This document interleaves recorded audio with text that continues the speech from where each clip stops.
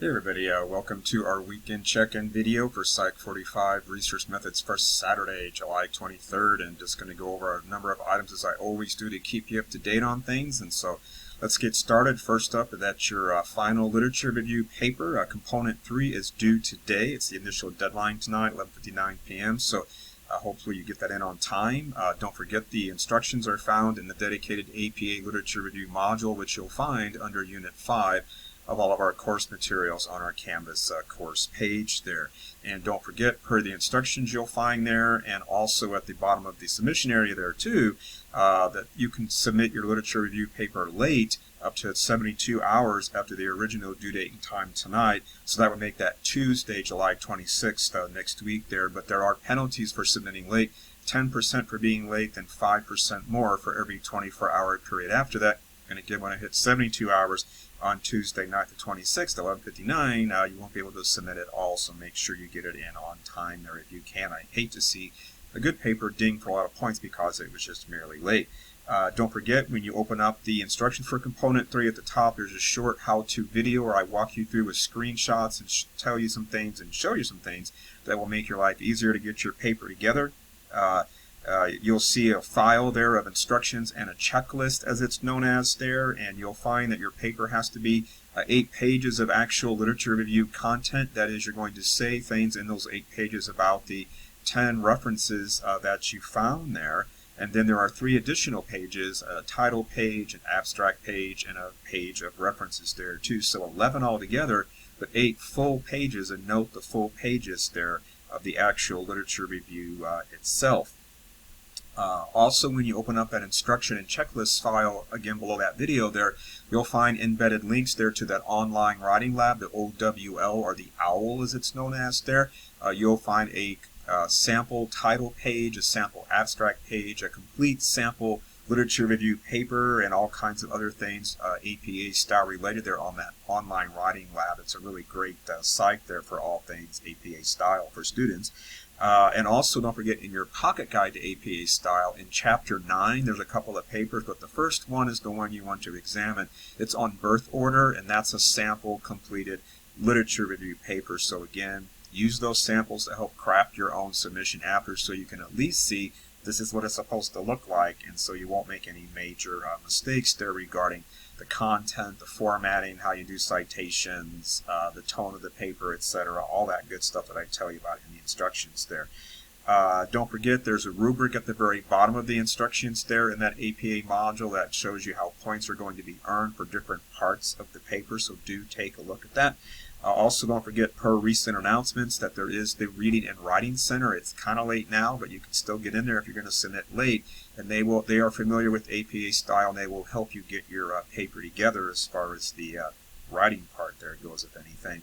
And do incorporate any feedback I gave you from that second component, and the first component for that matter too, from your Part 1 and your outline there as well. Some of you had some issues that you can easily remedy for the most part, so do clean that stuff up there, because I do check on those things. That's why I keep my own notes on that stuff. So be careful to address those problems you were told you had in the first and or second part of the paper, and you'll earn more points there on the final thing. Be careful about things like excessive quoting. Be careful that you cite every one of your references at least once, and also don't cite sources that you don't have in your list of references. Remember, this is a review of the scientific literature, the resources you found, and that's what you're supposed to write about.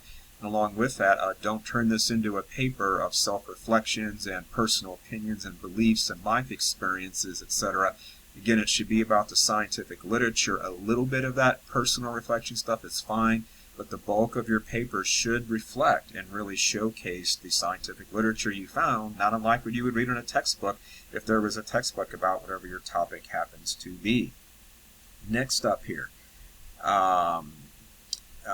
Chapter 13, our chapter on the descriptive strategy. That discussion and quiz is due today, this Saturday, July 23rd, and don't forget that time differential there on the due time. The discussions are due at 9 p.m., the quizzes are due at 11:59 p.m.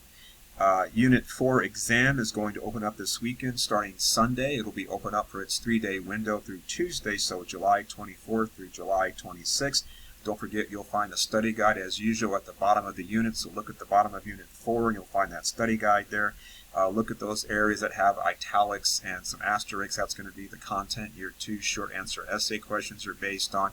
And as always, as you see in the instructions and per recent announcements, don't just copy and paste information from your textbook, and also don't just copy and paste stuff from websites you find online, because I'm going to know you do that, and that's cheating and plagiarism, and you're not going to earn any points for that, and you could get into some academic trouble if I've already warned you before, so please be careful not to do that. Don't forget, your mind tap assignments are due the night before the exam opens, so tonight, Saturday the 23rd, before the exam opens up on Sunday, you must have your mind tap assignments done there for chapters 11, 12, and 13, so make sure you get them done. Unit 5 is going to open up Monday on the 25th. It's only going to cover 2 chapters, chapters 14 and 15. And you'll see in the due dates there, but the chapter 14 material, discussion and quiz is going to be due on Wednesday next week. The chapter 15 discussion and quiz, the deadline for that is on Thursday. But do keep in mind that we do have our last exam next week there. I have to schedule it on Wednesday through Friday just because Friday is the last day of the semester, so I can't extend that into the weekend there. And so you're going to see a little bit of unusual overlap there with the due dates for the discussions and the quizzes for the last 2 chapters, 14 and 15. There's no way around that there. I just have to squeeze everything in. So just make sure you pay careful attention to those due days there for those last 2 chapters, discussion, quizzes. So again, the exam 5 there, your final exam opens up Wednesday through Friday next week. You'll get the usual 3-day window. The mind tap assignments I'm scheduling to be due on Thursday, not the Tuesday before the exam opens up on Wednesday, so you get a little bit more time just because everything just has to get crunched in there. So I'm trying to be as generous as I can with the time to help you get ready on things. But just a heads up about that, it's a little different than how I've set things up with our earlier exams. And the last exam, just so you know, is not cumulative. It's just over these last 2 chapters, 14 and 15. And in chapter 15, the chapter on statistics, I would really encourage you to check out the lecture videos, check out the lecture outlines, because I am really selective in what I'm going to hold you responsible for out of chapter 15. I'm not going to make you relearn ANOVAs and t-tests and all that, but I am going to talk about how they might be used to test hypotheses, etc. So do make sure you check that out. Let's see.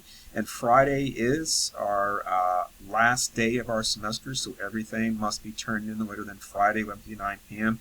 So, and then we're done, so you're finally free, so you get your freedom back. So I know it's been a real crunch, and most of you have done just fine. Keep up your good work. Persist in your efforts. It'll all pay off for you. Don't give up at the end.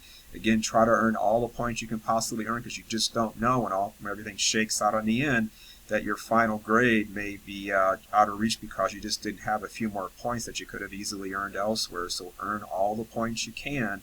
You just never know how it's going to pay off for you. And a reminder with the final grades, it's on your syllabus there. It's based on the total points you earn across everything out of the total points possible. So don't use that running grade you see on Canvas there. It's going to be based on the total points. That's just a convenience feature on Canvas, and the Canvas gradebook, some of you know, has that what if feature that can help you out. And there is a gradebook information module right below the APA module on our course page to kind of remind you about things about the gradebook, so do take a look at that.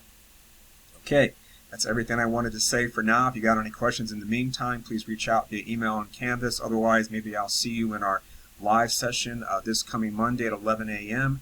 Otherwise, I'll see you in those lecture videos, and good luck on your paper, good luck on your upcoming exams, and I'll see you soon.